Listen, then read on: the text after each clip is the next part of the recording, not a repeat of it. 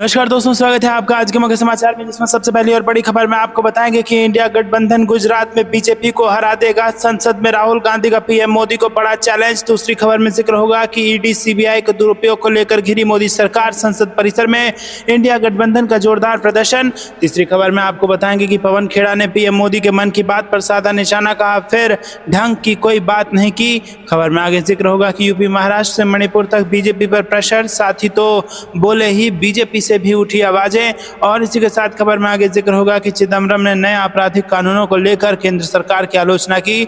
99% copy और paste, कुछ बदलाव असंवैधानिक। दोस्तों, इसी प्रकार की तमाम बड़ी खबरें आपके लिए लेके आए हैं, लेकिन उससे पहले अगर आपको भी ऐसा लगता है कि यहाँ पर जबरदस्त तरीके से संसद में दहाड़े हैं राहुल गांधी, और ये इसीलिए संभव हो पाया है क्योंकि देश की जनता ने देश के विपक्ष को मजबूत कर दिया है, तो वीडियो कीजिए लाइक और चैनल को सब्सक्राइब करके बेल आइकन दबाकर कमेंट में लिखे जय हिंद। रुक करते हैं सबसे पहली और बड़ी खबर की तरफ।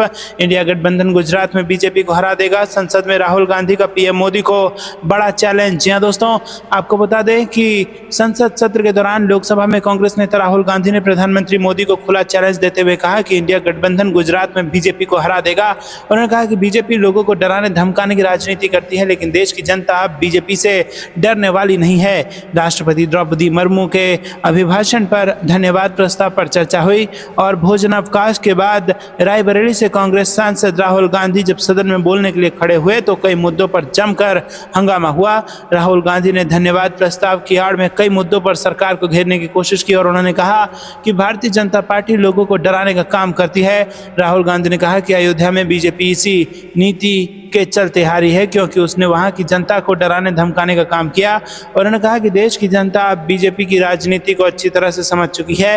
कांग्रेस नेता ने भरे सदन में कहा कि इंडिया गठबंधन गुजरात में बीजेपी को हरा देगा। राहुल गांधी ने कहा कि अयोध्या में एयरपोर्ट बना तो वहां के लोगों की जमीन छीन ली गई, लेकिन किसी को भी आज तक मुआवजा नहीं मिला। अयोध्या में गरीब लोगों के छोटे छोटे घर उजाड़ कर जनता को बेघर कर दिया गया। इतना ही नहीं, जब राम मंदिर का उद्घाटन हुआ था तो देश के तमाम रईसों को तो वहां बुलाया गया, लेकिन अयोध्या की जनता को डरा धमकाकर इस कार्यक्रम से दूर रखा गया। राहुल गांधी ने कहा कि बीजेपी सिर्फ डर पैदा करने का काम करती है, किसानों में, मजदूरों में, अग्निवीरों में, मणिपुर में, यहाँ तक कि खुद बीजेपी के अंदर डर है, भय है। उन्होंने कहा कि बीजेपी के नेता खुलकर बोल नहीं सकते। लोकसभा में नेता प्रतिपक्ष राहुल गांधी ने आरोप लगाया कि भारतीय जनता पार्टी हिंसा और नफरत फैला रही है तथा पिछले 10 वर्षों से संविधान और भारत की अवधारणा पर सुनियोजित ढंग से हमला किया जा रहा है। उन्होंने ये दावा भी किया है कि विपक्षी नेताओं को जेल में डाला जा रहा है। उन्होंने कहा कि देश ने मिलकर संविधान की रक्षा की है। अच्छा लग रहा है कि भाजपा के लोग अब संविधान बोल रहे हैं। रुक करते हैं अगली ब्रेकिंग न्यूज की तरफ। ईडी सीबीआई के दुरुपयोग को लेकर घिरी मोदी सरकार, संसद परिसर में इंडिया गठबंधन का जोरदार प्रदर्शन। जी हां दोस्तों, संसद सत्र के छठे दिन सोमवार को संसद भवन परिसर में विपक्षी दलों के सांसदों ने केंद्र सरकार पर प्रवर्तन निदेशालय और केंद्रीय जांच ब्यूरो यानी कि सीबीआई समेत केंद्रीय एजेंसियों के दुरुपयोग का आरोप लगाते हुए विरोध प्रदर्शन किया। विपक्ष के प्रमुख सांसदों में कांग्रेस सांसद राहुल गांधी के साथ तृणमूल कांग्रेस और आम आदमी पार्टी के सांसद मौजूद रहे। इस दौरान विपक्षी नेताओं ने विपक्ष को चुप कराने के लिए एजेंसियों का दुरुपयोग बंद करो और भाजपा में जाओ, भ्रष्टाचार का लाइसेंस पाओ, विपक्ष का सम्मान करें, डराना धमकाना बंद करें, लिखित तख्तियों के साथ नारेबाजी भी की। और वहीं आम आदमी पार्टी के कुछ सांसदों ने दिल्ली के मुख्यमंत्री अरविंद केजरीवाल के सलाखों के पीछे खड़े होने के पोस्टर भी दिखाए। दोस्तों, विपक्षी सांसदों में लोकसभा में विपक्ष के नेता राहुल गांधी, कांग्रेस सांसद शशि थरूर, के.सी. वेणुगोपाल, मनीष तिवारी, के. सुरेश, वर्षा गायकवाड़ के साथ कई सारे यहाँ पर सांसद शामिल थे।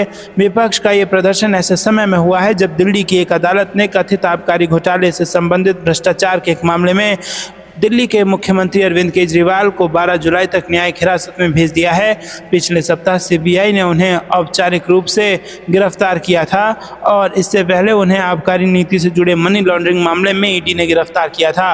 रुक करते हैं अगली ब्रेकिंग न्यूज की तरफ। पवन खेड़ा ने पीएम मोदी के मन की बात पर साधा निशाना, कहा फिर ढंग की कोई बात नहीं की। जी हाँ दोस्तों, प्रधानमंत्री नरेंद्र मोदी ने तीसरी बार सत्ता की कमान संभालने के बाद रविवार को 111वीं बार मन की बात कार्यक्रम में देश को संबोधित किया। किया। प्रधानमंत्री मोदी के मासिक रेडियो कार्यक्रम को लेकर कांग्रेस नेता पवन खेड़ा ने सवाल उठाया और कहा कि आज भी प्रधानमंत्री ने अपने मन की बात कार्यक्रम में ढंग की बात नहीं की, ना ही उन्होंने नीट परीक्षा में हुई धांधली पर कुछ कहा और ना ही घोटाले पर कुछ कहा, ना ही रेलवे हादसे पर कुछ कहा। वर्तमान में जिस तरह से पूरी व्यवस्था तहस नहस हो रही है उस पर भी प्रधानमंत्री ने कुछ नहीं कहा। कांग्रेस नेता पवन खेड़ा ने कहा कि प्रधानमंत्री नरेंद्र मोदी ने आज मन की बात की। हमने सोचा कि ये तीसरा कार्यकाल है और अब वो परजीवी प्रधानमंत्री हैं, अपने हिसाब से तो वो कुछ कर नहीं सकते हैं, तो सब कुछ बैसाखियों के सहारे ही करेंगे। तो हमें लगा कि शायद इस बार वो कुछ ढंग की बात करेंगे, लेकिन आज भी प्रधानमंत्री ने अपने मन की बात कार्यक्रम में ढंग की बात नहीं की, ना ही उन्होंने नीट परीक्षा में हुई धांधली पर कुछ कहा और ना ही घोटाले पर कुछ कहा, ना ही रेलवे हादसे पर कुछ कहा। वर्तमान में जिस तरह से पूरी व्यवस्था तहस नहस हो रही है उस पर भी प्रधानमंत्री ने कुछ नहीं कहा। पवन खेड़ा ने कहा कि ये दुर्भाग्यपूर्ण है कि देश के तमाम महत्वपूर्ण मुद्दों पर प्रधानमंत्री ने चुप्पी साधे रखी। दिल्ली हवाई अड्डे पर इतनी गंभीर दुर्घटना घटी और इसमें एक व्यक्ति की जान चली गई, लेकिन प्रधानमंत्री ने कुछ नहीं कहा। रुक करते हैं अगली ब्रेकिंग न्यूज़ की तरफ। यूपी महाराष्ट्र से मणिपुर तक बीजेपी पर प्रेशर, साथी तो बोले ही बीजेपी से भी उठी आवाज़। जी हाँ दोस्तों, लोकसभा चुनाव 2024 में अपने दम पर बहुमत पाने से दूर रही बीजेपी को अब एनडीए के अंदर ही चुनौतियों का सामना करना पड़ रहा है। बीजेपी के लिए ये चुनौतियां मणिपुर से लेकर उत्तर प्रदेश और महाराष्ट्र से सामने आई हैं। इतना ही नहीं, बीजेपी के अंदर भी कई नेताओं ने हार को लेकर बयानबाजी की है और इससे पार्टी की अंदरूनी लड़ाई सड़कों पर आ गई है। इसमें पश्चिम उत्तर प्रदेश की मुजफ्फरनगर सीट पर पूर्व केंद्रीय मंत्री संजीव बालियान की हार के बाद उनके और बीजेपी के पूर्व विधायक संगीत सोम के बीच हुई जुबानी जंग का मामला भी शामिल है। जहां दोस्तों बीजेपी ने लोकसभा चुनाव में एनडीए के लिए 400 पार का नारा दिया था, जबकि खुद के लिए उसने 370 सीटें जीतने का टारगेट रखा था।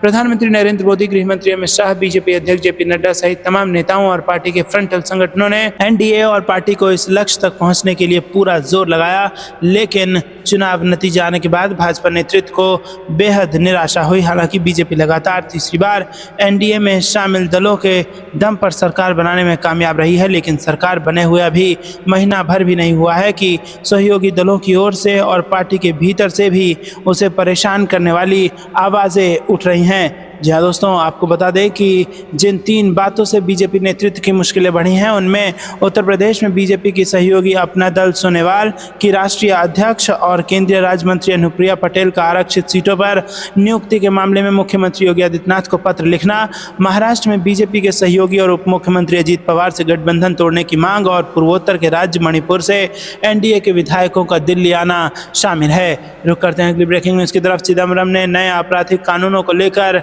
केंद्र सरकार की आलोचना की और 99% कॉपी और पेस्ट, कुछ बदलाव असंवैधानिक है, ये बयान दिया। जी हाँ दोस्तों, 1 जुलाई से देश में भारतीय दंड संहिता, दंड प्रक्रिया संहिता और भारतीय साक्ष्य अधिनियम की जगह 3 नए भारतीय कानून संहिता यानी कि BNS, भारतीय नागरिक सुरक्षा संहिता यानी कि BNSS और भारतीय साक्ष्य अधिनियम यानी कि BSA लागू हो गया है और इसको लेकर सत्ता पक्ष और विपक्ष की तरफ से प्रतिक्रियाओं का दौर भी शुरू हो गया है।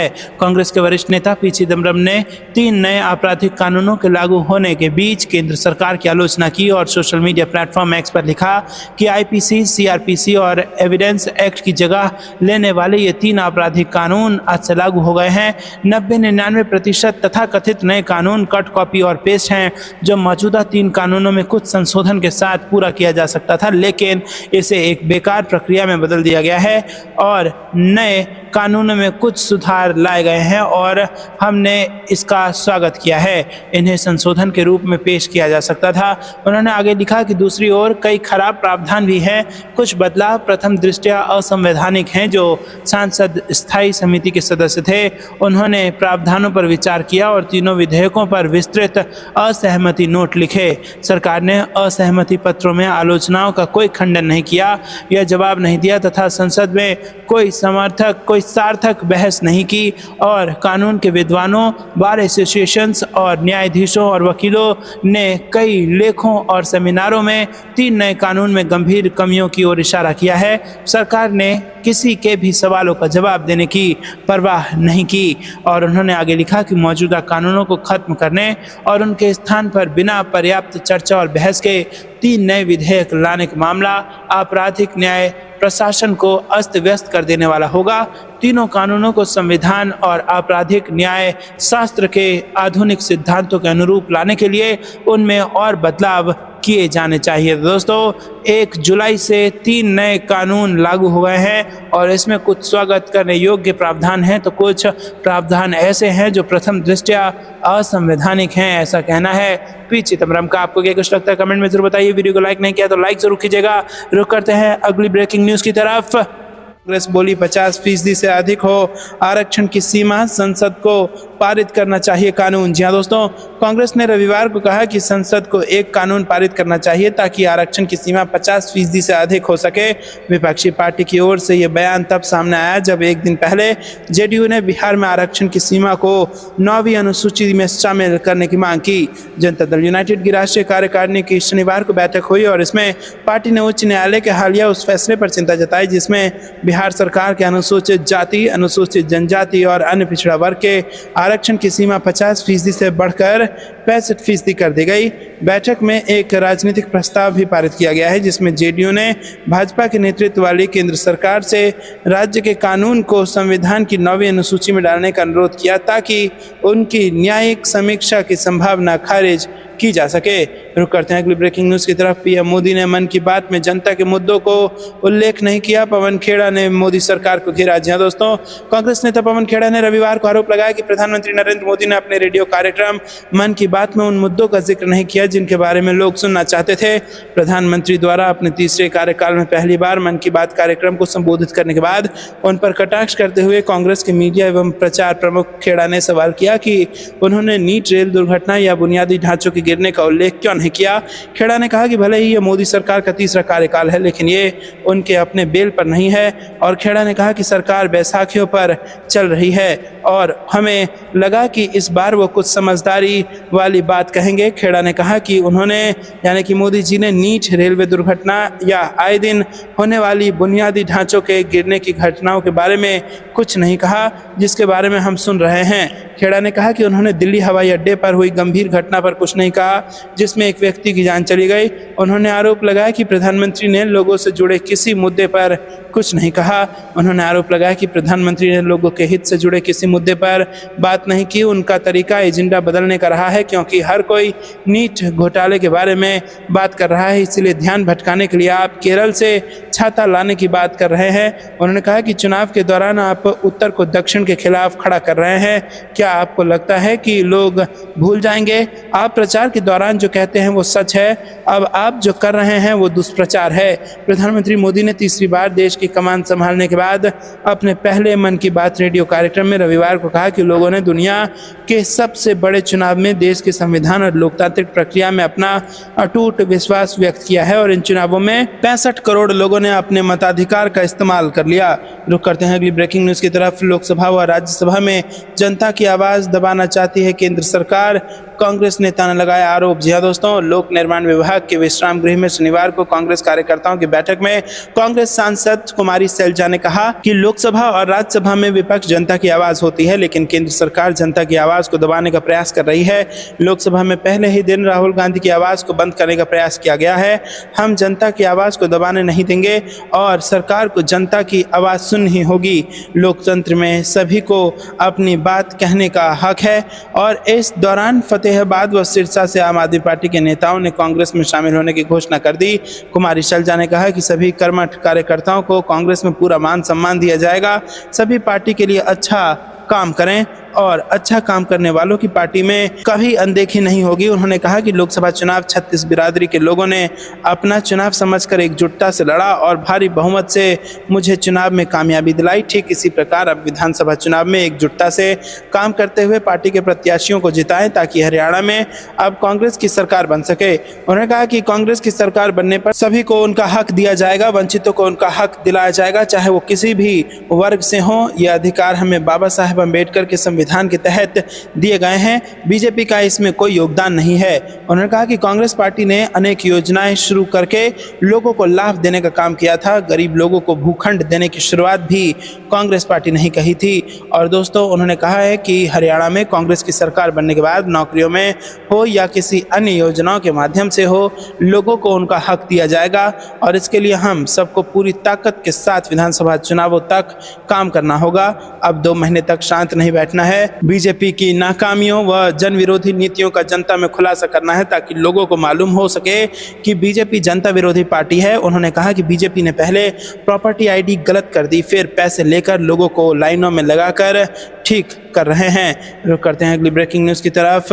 बिहार विधानसभा चुनाव की तैयारियों में जुटे प्रशांत किशोर ने नीतीश पर साधा निशाना, कहा इस बार जनता कुर्सी से उतार फेंकेगी। जी हाँ दोस्तों, लोकसभा चुनाव समाप्त होने के बाद अब 2025 में होने वाले बिहार विधानसभा चुनाव की तैयारियां सभी पार्टियों ने शुरू कर दी है और इसी क्रम में सियासत में कदम रखने जा रहे चुनावी रणनीतिकार प्रशांत किशोर अब मुख्यमंत्री नीतीश कुमार के खिलाफ आक्रामक हो रहे हैं।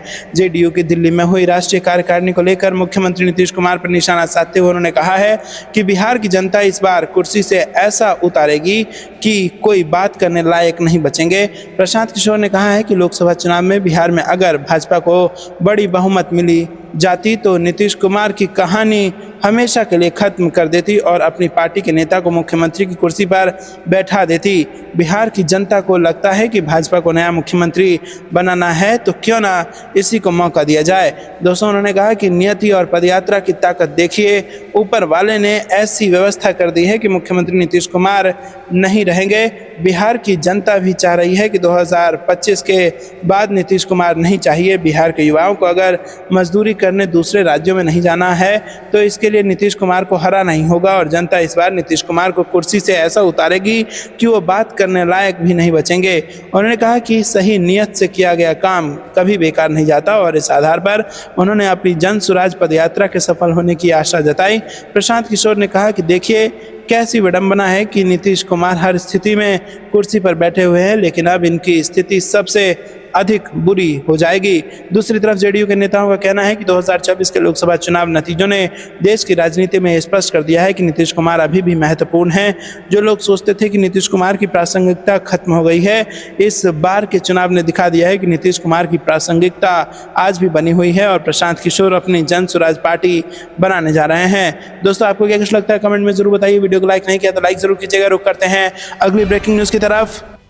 नीट यूजी के मामले पर पीएम मोदी की चुप्पी पर कांग्रेस ने खड़े किए सवाल, कहा सरकार ने सुप्रीम कोर्ट में इस विषय को लेकर झूठ बोला। जी हां दोस्तों, कांग्रेस ने मेडिकल प्रवेश परीक्षा नीट यूजी में कथित अनियमितता को लेकर शनिवार को दावा किया कि गुजरात के गोधरा में पेपर लीक होने का मामला स्पष्ट हो चुका है और इसके बावजूद सरकार ने उच्चतम न्यायालय में इस विषय को लेकर झूठ बोला है।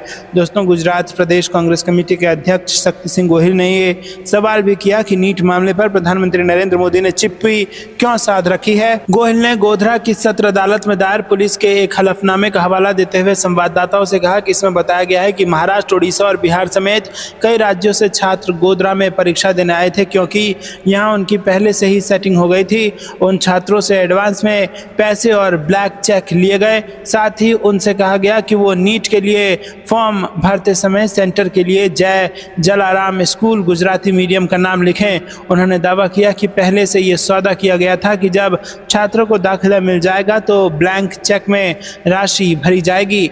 गोहिल ने आरोप लगाया कि पेपर लीक मामले का पहला आरोपी तुषार भट्ट है, जो जय जलाराम स्कूल में पढ़ाता है और नीट में परीक्षा केंद्र का डिप्टी सुपरिटेंडेंट था। दूसरा आरोपी पुरुषोत्तम महावीर प्रसाद है, जो इस स्कूल का प्रधानाचार्य है और इनका काम परीक्षा खत्म होते ही पेपर को बक्से में सील कर तुरंत कोरियर करना था, लेकिन इन्होंने परीक्षा खत्म होने के बाद बक्से खोलकर पेपर में सही उत्तर टिक किए और फिर बक्सों को भेजा।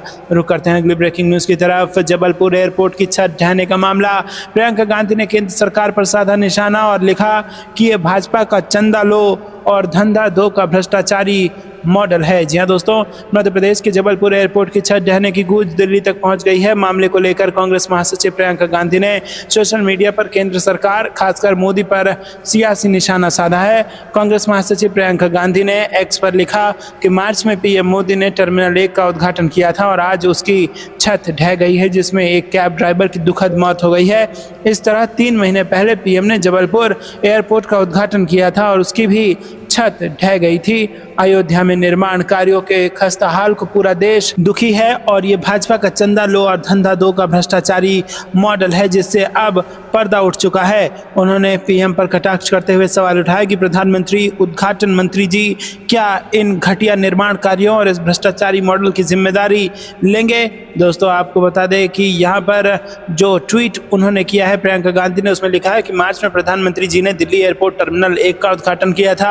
आज उसकी छत ढह गई, जिसमें एक कैब ड्राइवर की दुखद मौत हो गई है। और 3 महीने पहले प्रधानमंत्री जी ने जिस जबलपुर एयरपोर्ट का उद्घाटन किया था उसकी भी छत ढह गई और अयोध्या में निर्माण कार्यों के खस्ताहाल पर पूरा देश दुखी है। दोस्तों, यहाँ पर चंदा दो और धंधा लो का भ्रष्टाचारी मॉडल का जिक्र किया है प्रियंका गांधी ने और बीजेपी को इस खस्ताहाल इंफ्रास्ट्रक्चर को लेकर जबरदस्त तरीके से घेरा है।